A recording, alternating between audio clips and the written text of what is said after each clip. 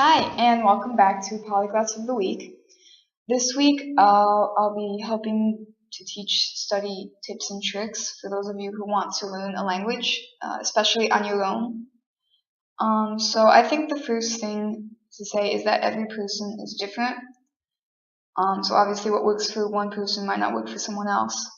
But I'll just share what helps with me. I like to have a list of resources available, and I like to have a lot of websites because I find those the most helpful. So I definitely recommend Memorize, which is it gives you a bunch of multiple choice questions, and by the end, it repeats it adequate times so that by the end you've got the vocabulary of this down. And then I also enjoy Quizlet, which is flashcard based. You make a bunch of flashcards, and then you can play games with them or test yourself, and I find that one enjoyable as well. I'll probably link in the description a list of websites that I found helpful or that other people have said have found helpful. I also find it helpful for apps. So, for example, there's one that I particularly enjoy, which is it's called Global News, and basically it gives you a whole list of countries where you can read newspapers in. So for example, I'm learning Swedish, so I would just choose one of the newspapers and it would come up and you could read the newspaper in Swedish or in whatever other language you want. Chinese, Spanish, French. You could find newspapers from those countries and read them, and I enjoy that a lot. I have a bunch of other apps as well. There's one that helps with Hanzi. It's Xiaoma Hanzi, I think it's called, and it gives you radicals, so it helps you to find certain characters if you want a certain one. I find those very helpful, especially if you're busy and you're on the train and you're stuck in traffic, and that's the perfect time to study a little bit. Take out your cell phone and click on an app and just read the newspaper in another language. Then going off of that, it's helpful a lot to change the language on your cell phone or on Facebook or on Tumblr, and that helps a lot because after a while you get used to it and you just start learning that language. On my Tumblr is set to German, so I learned the words for post and reblog, and it helps.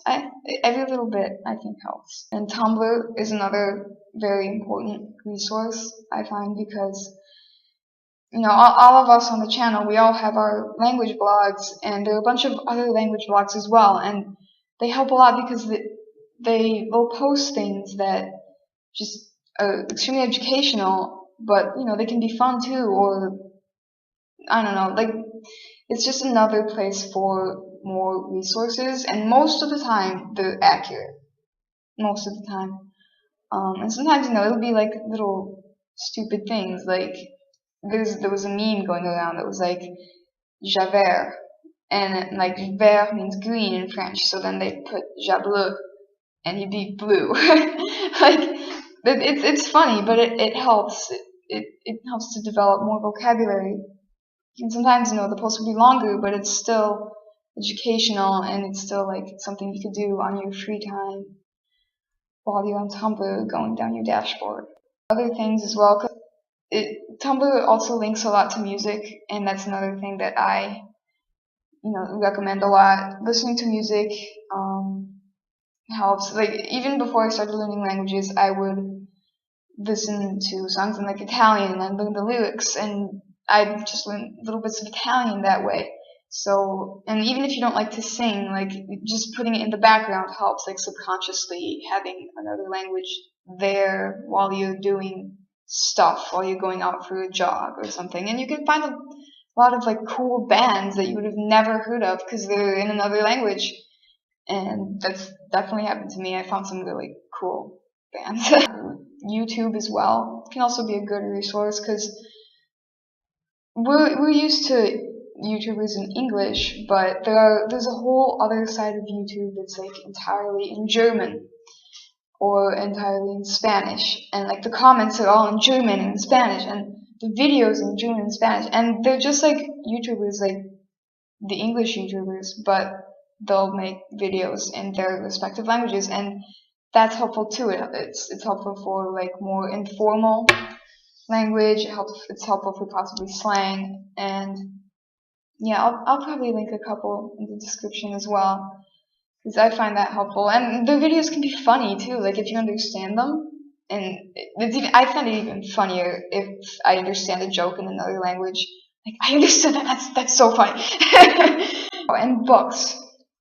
I think it's also very helpful to buy books.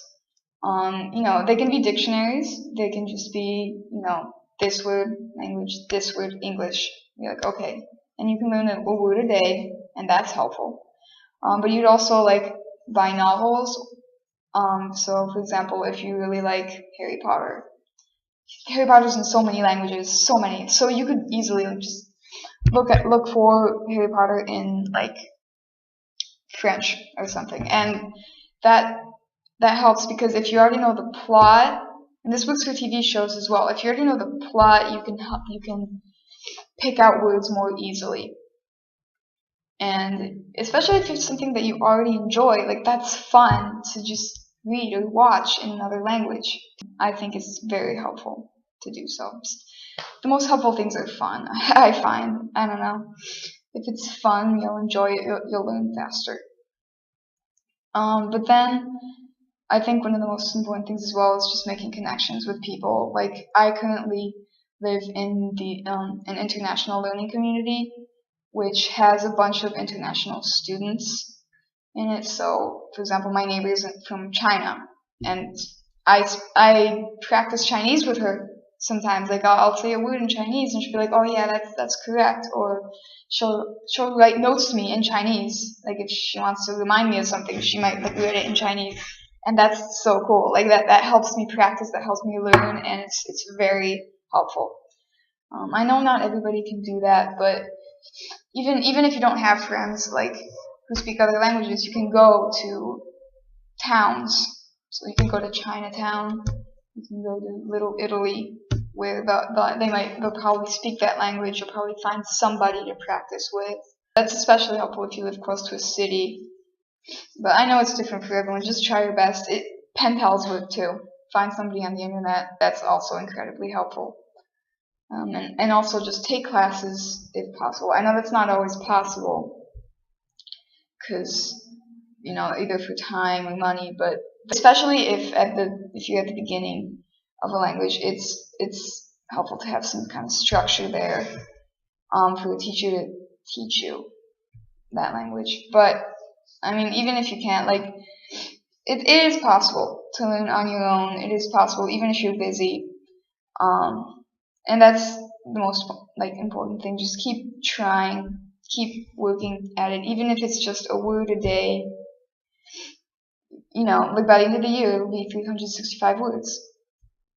That's enough to say, like, hey, I'm hungry, give me food. Just keep going. It doesn't matter. Like, don't worry about not being intelligent enough. Don't worry about not having time. Just keep at it. Don't worry, honestly. Like, the biggest excuse is I'm not smart enough or I don't have time, but that's never an excuse. You can do it. It is possible. You can find time, like just walking to work, walking to school. That's time right there. And yeah, I hope this was helpful.